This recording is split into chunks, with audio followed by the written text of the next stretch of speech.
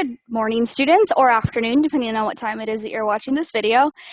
In this assignment, you're going to do probably what's one of the most practical English assignments you'll ever get. You're going to be writing a cover letter. Make sure that before you get started that you've already watched the video from YouTube that I put a link in. You do want to watch that before you watch this, because that video will give you a lot of really helpful pointers on how to write a cover letter that will get you the job, as opposed to necessarily just checking off points in a rubric, right? Because we want you to get a job. So let's take a look at your assignment. So this is going to be your writing assignment 1.3.9. If we open up the writing guide, the explanation up at the top here isn't super important or helpful. What I would do is scroll down to the rubric. As usual, rubrics are very important because that is how we're scoring you. This rubric in particular is very helpful. You are writing a cover letter for a potential job application. What I'd like you to do is go to Google and try to find a job that you would want. This could be a job that you would get after high school. It could be a job you get after college, whatever your after high school plans are. So let's say I want to be a receptionist. I'm going to look up receptionist jobs. As you can see, there are a lot of different options here. I'm going to use Google for this one because I like Google. And what I want you to do is scroll through and look at some of these. Which jobs would you feel like interested in? Once you pick a job you like, go ahead and read it. So see what they want, see what their responsibilities are, see what the requirements are, what kind of education and training do you need.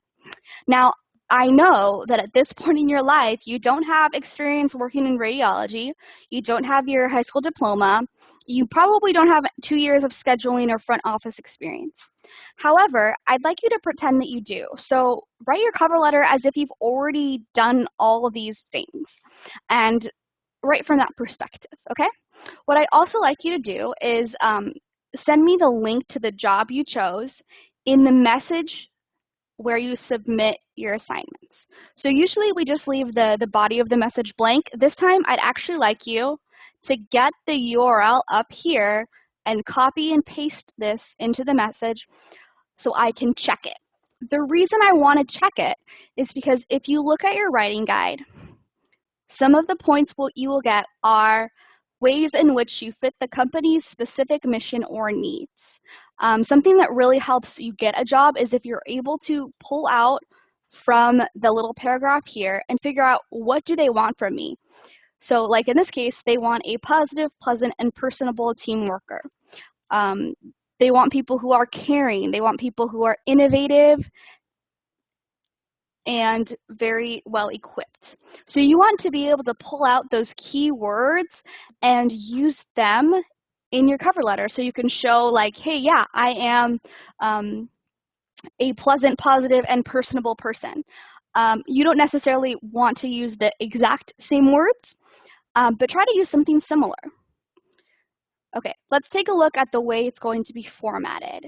So there are 2 ways you can do this. The rubric does a good job of explaining. Your introduction should tell what job you're applying for, give an overview of why you should be hired, and shows a good understanding of the company.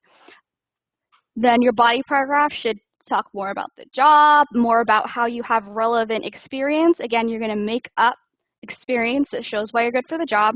And then your closing paragraph will sort of summarize what you've said and says something like, thank you for your time. I'll look forward to hearing from you soon. Okay, and then formatting is going to be really important. There's going to be a link in the custom assignments for this very handy template. You can actually just fill this in. It's actually super helpful because it even tells you what should be in each section here. So you should have your name, your address, and your information. Email address is usually a good option because we do communicate through email a lot. You use the date that you send the cover letter, and this is the information for the person. If you remember from that video on YouTube, you do want to try to find out the name of someone to send it to. You might have to do a little bit of digging.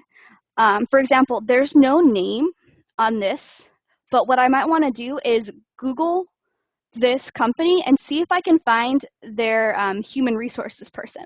Maybe I'll want to call and see if they'll tell me who to send the resume to. Although maybe you don't want to call since this is not for real life and you don't want to bother real people. So maybe just pretend that you called and make up a name. All right, so again, here is something that you can use. You don't really need enclosure, so I'm gonna get rid of that one. Okay, another thing you can use if you're having trouble with formatting is that the writing guide has a pretty handy format here. It also tells you more about formatting and you can kind of scroll over and it gives you a good example of a cover letter. This is a very long cover letter. Yours does not have to be this long. Since you're writing your cover letter as if you're just out of college or just out of high school, I would say you probably only need 1 to 2 body paragraphs. If you usually do want to have a signature in a cover letter, but you don't have to.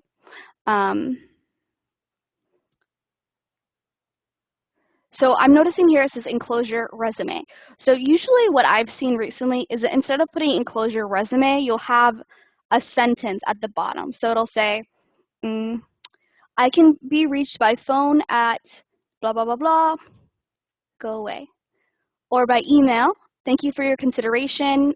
My resume is attached or something like that. You'll have a sentence at the bottom instead of saying enclosure resume. Okay, so that is basically it.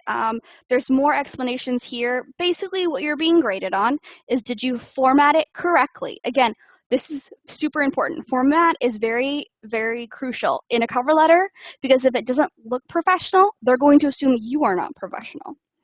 And then, of course, you want the content to really sell why you're a good fit for the job. If you have any questions, please reach out. I am going to grade this more intensely because this is going to really help you get a job and just succeed in life if you can learn to do it properly. So do make sure that you check for feedback in the messages system in Apex so that I can give you pointers and you can improve your cover letter so that when you have to go apply to a job, you could do it well. Thank you.